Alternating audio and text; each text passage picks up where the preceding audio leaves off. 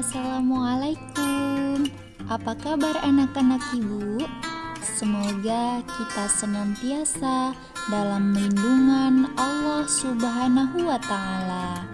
Amin ya Rabbal Alamin. Nah, sudah tiba waktunya kita memulai pembelajaran. Yuk, kita masuk kelas. Sebelum memulai pembelajaran, mari sama-sama kita membaca doa. Bismillahirrahmanirrahim. Raditu billahi rabba wa bil islami dina wa bi Muhammadin nabiyya wa rasula. Rabbi zidni ilma warzuqni fahma. Ya, jadi materi kita hari ini yaitu materi IPA, tema 2, subtema 1 tentang ciri khusus pada tumbuhan.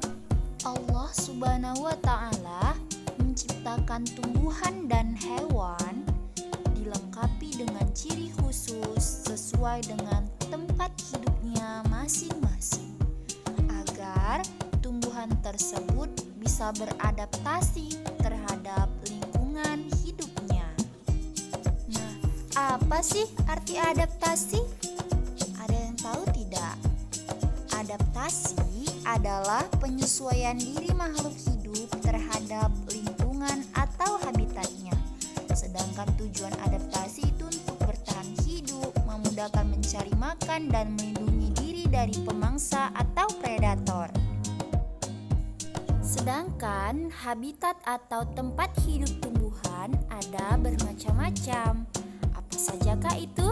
Ayo kita cari tahu. Nah, habitat atau tempat hidup tumbuhan ada hidrofit yang hidup di air, higrofit di tempat lembab, epifit menempel pada tumbuhan, dan xerofit atau oasis. Ayo kita lihat contohnya. Ini adalah contoh hidrofit, yaitu teratai yang hidup di air. Dan yang selanjutnya, ini adalah contoh higrofit, yaitu tumbuhan paku yang hidup di tempat lembab. Dan selanjutnya, contoh epifit. Nama tumbuhan adalah anggrek dan habitatnya menempel pada tumbuhan lain.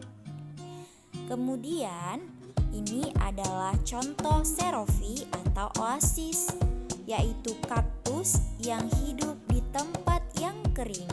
Nah, untuk ciri-ciri khusus kaktus yaitu daunnya berbentuk duri untuk mengurangi penguapan. Yang kedua, batang yang tebal untuk menyimpan air, dan batang berlapis lilin untuk mengurangi penguapan, dan duri untuk melindungi diri, serta akar yang panjang dan halus untuk memudahkan mencari dan menyerap air. Kemudian ciri khusus pada teratai. Yang pertama, daun lebar dan tipis untuk mempercepat penguapan. Dan ciri yang kedua, batang berongga untuk menyimpan oksigen. Selanjutnya, ciri khusus pada anggrek dan paku-pakuan, yaitu menempel di pohon lain untuk mendapatkan sinar matahari. Jadi, dia tidak akan merugikan tanaman yang ditumpanginya. Selanjutnya, ciri khusus pada eceng gondok, yaitu batang menggembung untuk mengapung. Yang kedua, batang berongga untuk menyimpan oksigen ataupun bernafas. Dan yang ketiga, akar serabut untuk keseimbangan. Kemudian ciri khusus pada tumbuhan kantung semar, yaitu daun berbentuk piala dan berisi cairan lengket untuk menangkap serangga dan memakan serangga untuk mendapatkan nitrogen. Selanjutnya, ciri khusus pada tumbuhan Venus, yaitu daunnya yang berbentuk engsel untuk menangkap serangga. Kemudian, Venus memakan serangga sehingga ia disebut insektivora.